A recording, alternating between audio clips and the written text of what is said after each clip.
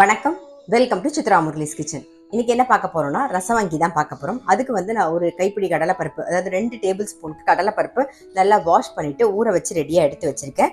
So இப்போ என்ன பண்ண போறோம்னு பார்த்துலாம். ஃபர்ஸ்ட் வறுத்துக்க வேண்டியதுலாம் நம்ம வறுத்துடலாம். கடாயில் எண்ணெய் விட்டுருக்கேன், அது நல்லா காஞ்சிருக்கு. பெருங்காயம்,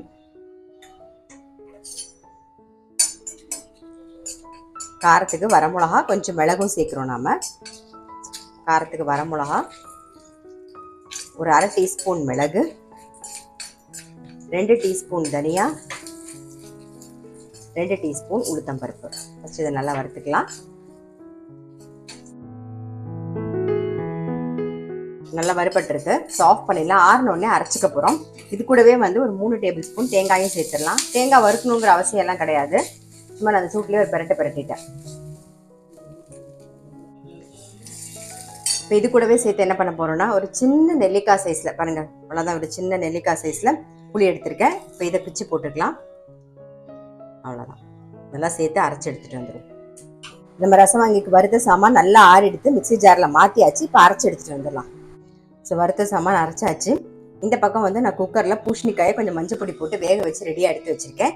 இப்போ அரைச்ச விழுது இதில் சேர்த்துடலாம். மிக்சி ஜாரில் நம்பி அந்த தண்ணி விட்டுருவோம்.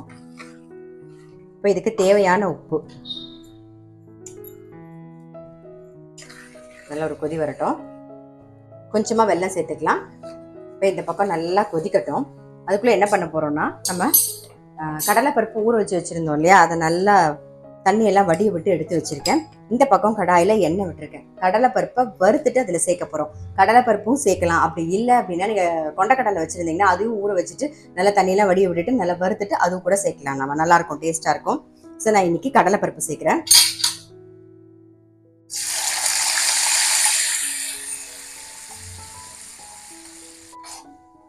கடலைப்பருப்பு கொஞ்சம் சவந்திருக்கு, போட்டுடலாம்.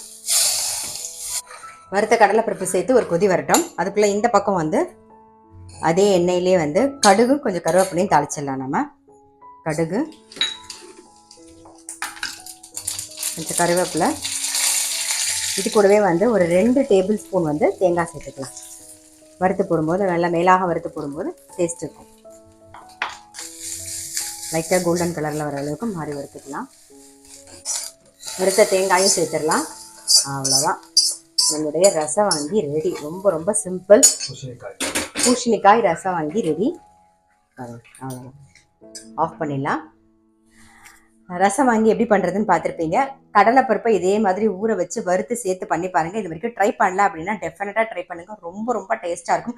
ட்ரெடிஷ்னலாக வந்து கடலைப்பருப்பு தான் போடுவாங்க. அப்படி இன்கேஸ் கடலைப்பருப்பு வேண்டாம், எனக்கு கொண்டக்கடலை பிடிக்கும் அப்படின்னு நினச்சி நீங்கள் கொண்டக்கடலை கூட ஊற வச்சு இதே மாதிரி வறுத்து சேர்க்கலாம். அதுவும் நல்லாயிருக்கும். ஸோ கண்டிப்பாக ட்ரை பண்ணி பாருங்கள். இது தொட்டுக்கிறதுக்கு நல்ல காரக்கறி ரொம்பவே நல்லாயிருக்கும்.